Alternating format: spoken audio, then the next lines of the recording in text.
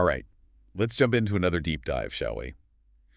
Today we're heading to East Africa, to a country with a history as rich and flavorful as its cuisine, to Ethiopia. Sounds amazing, yeah. I'm ready to explore. Me too. We've got a ton of fascinating material here to unpack, all about Ethiopian culture. Everything from ancient traditions to, well, how people live their lives today. Sounds like a good mix. It is. Okay, so to kick things off, let's start with something universal, something everyone understands. Food. Love it. Who doesn't love food? Exactly. Yeah. And when it comes to Ethiopian food, it's not just about what you eat, it's the whole experience. Yeah. Like the whole vibe. You're talking about the misob, right? Yeah. That big woven basket piled high with all these amazing dishes. It's like a giant edible centerpiece. More than just a serving dish, though, isn't it? It's like, it's a symbol of sharing, a symbol of togetherness. Right. Everyone gathers around, tearing off pieces of injera, that's the spongy flatbread. Oh, and using it to scoop up all those flavorful stews, right? What Yeah. So many different kinds. It really is like an edible puzzle, like you said. makes you think, how does this communal way of eating, how does it shape the whole dining experience? Like, compare that to, just sitting at your own table, with your own plate of food. It's a whole different vibe. Totally different energy. And speaking of flavor, we can't forget the Berber air spice. Oh, that's essential. That mix of chili peppers, garlic, ginger, all those other spices give it that real kick. It does, but it's more than just heat, though, isn't it? Definitely. There's like this depth to it. Almost connects to something deeper, deeper in Ethiopian culture. What do you think? Totally. It's like in Ethiopia, food goes beyond just, basic sustenance. It's like connecting with others, it's sharing stories, it's building those bonds. It's an experience. Yeah. Okay, well, moving on from the shared language of food to, well, actual languages, get this. Ethiopia has over 80 languages spoken within its borders. Wow. That's incredible diversity. Mind-blowing, right? It really makes you think. How do you even create a unified nation with so many different languages flying around? Well, Amharic is the official language, of course, Yeah. and it plays a big role. But there's also something else that's really at play here, and that's the power of proverbs and folklore. Ah, yes, those nuggets of wisdom, those captivating stories that get passed down through generations. I bet you have some from your own family. What are some proverbs or stories that have stuck with you over the years? Oh, there are so many. But it's true. It's fascinating, isn't it?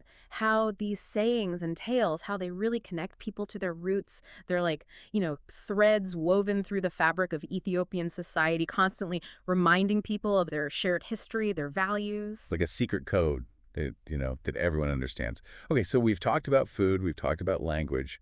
Let's talk about something that has shaped Ethiopian culture for centuries, and that is religion. Right. And you can't talk about religion in Ethiopia without talking about the Ethiopian Orthodox Church. I mean, this isn't just any church.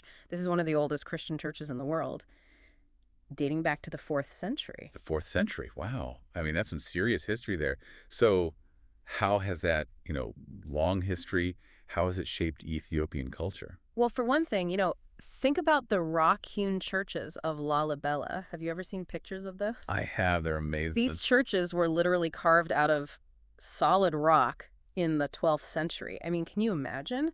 And they're UNESCO World Heritage Sites now. They stand as a testament to, the deep faith of the Ethiopian people. It's mind-blowing, just thinking about the sheer dedication it must have taken to create those churches and the energy. It must be incredible to stand in one of those spaces surrounded by, by all that ancient history. It's a powerful thing. It makes you think about, the enduring human spirit, that search for connection, for something bigger than ourselves. Absolutely. And speaking of connecting to something larger than ourselves, let's talk about music and dance. Can you just imagine, traditional Ethiopian melodies echoing through the valleys, instruments like the krar and the masenko creating these rhythms that make you want to just get up and move. Yeah. And what's really cool about Ethiopian music is that it's not just entertainment. It's deeply intertwined with storytelling, cultural expression. Take, for example, the Eskista dance. Oh yeah, the shoulder movements. Exactly. Those intricate shoulder movements, they're not just for show. They're actually telling stories, conveying emotions, keeping traditions alive. It's like a whole conversation happening without any words. Precisely. That's the magic of music and dance. They transcend language barriers, cultural differences. They allow people to connect on this deeper level. Deeper, visceral level. Yeah, I get that. Okay, well, hold on to your hats, everyone, because we're about to jump into the world of Ethiopian festivals.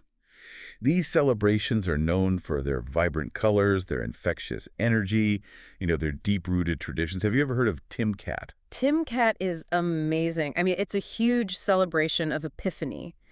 And the streets are just filled with people in these white garments, carrying replicas of the Ark of the Covenant, beautifully decorated. Oh, yeah. It's really a sight to behold. It truly captures, I think, the spirit of Ethiopian Christianity. Sounds incredible. And then there's Mescal, right, Hmm. which celebrates the discovery of the true cross. I've heard, the bonfires are blazing, people are singing and dancing. It sounds like the atmosphere is electric. Absolutely.